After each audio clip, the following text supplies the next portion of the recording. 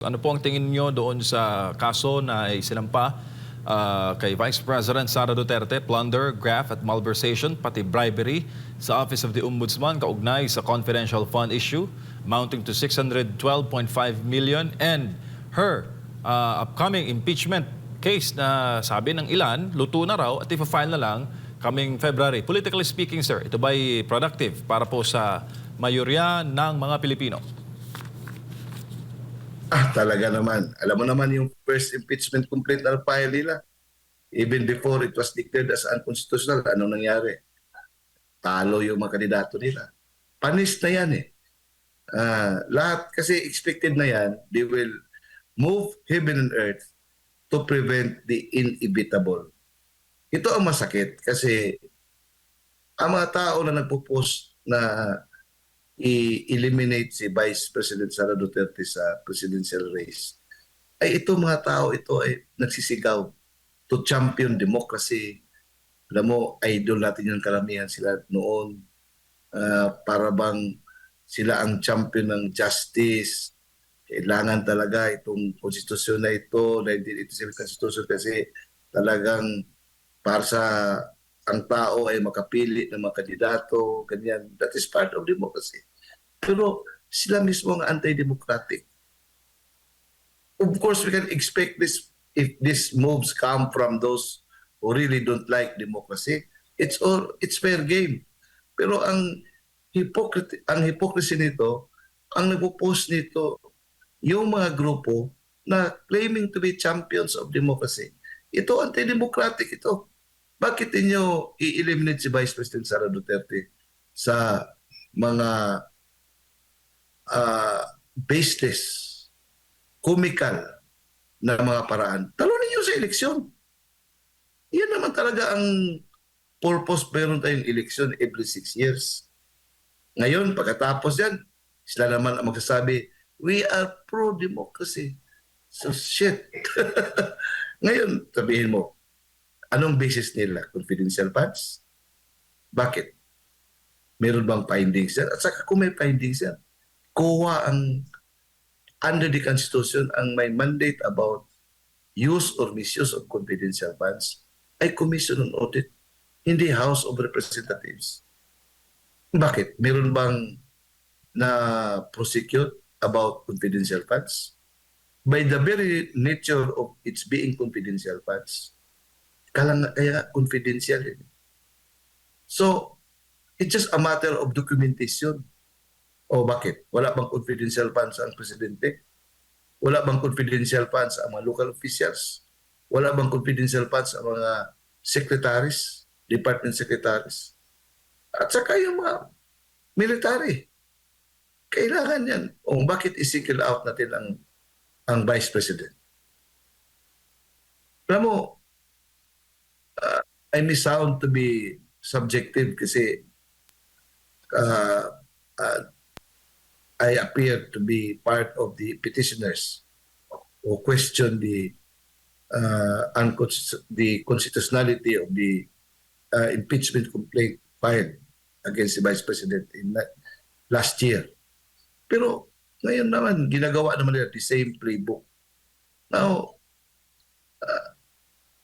and then weaponizing all of this supposed to be constitutional at saka democratic avenues, yung impeachment process, weaponize nila.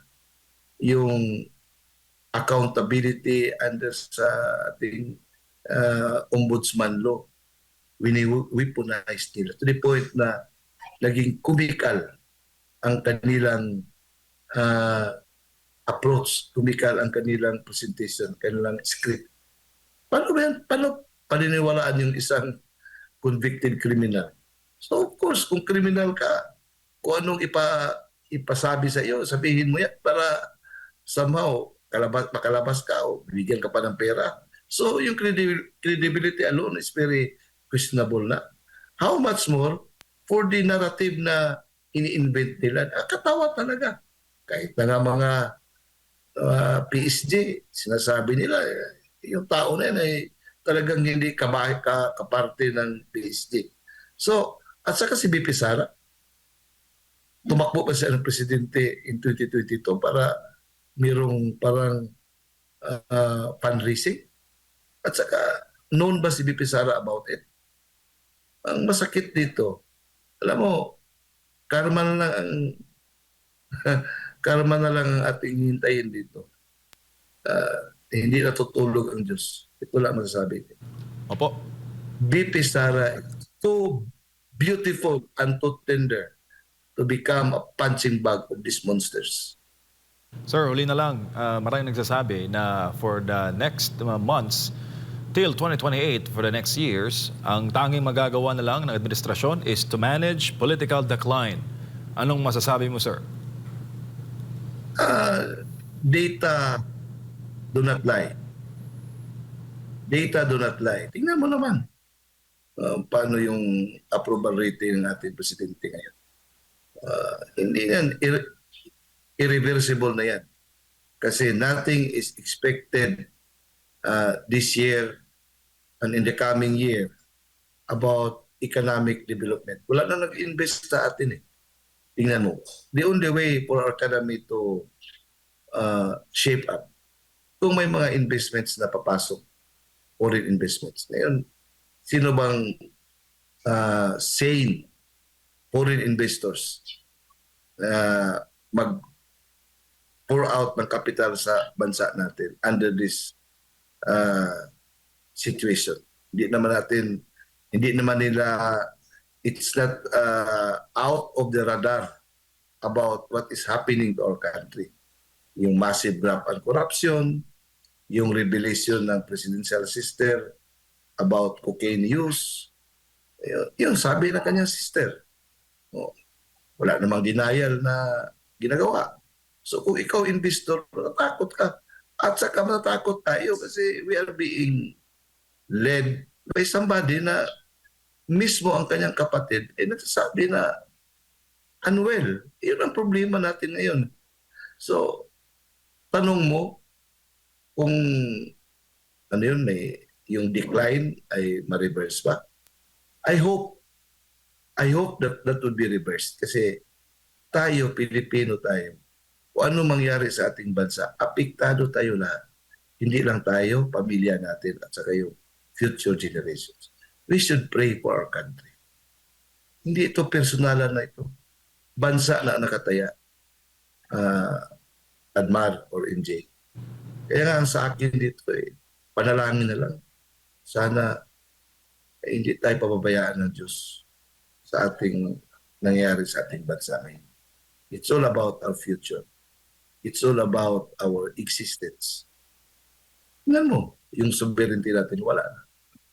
Lahat. Giniba lahat. Paano pa ba? We are no longer a country.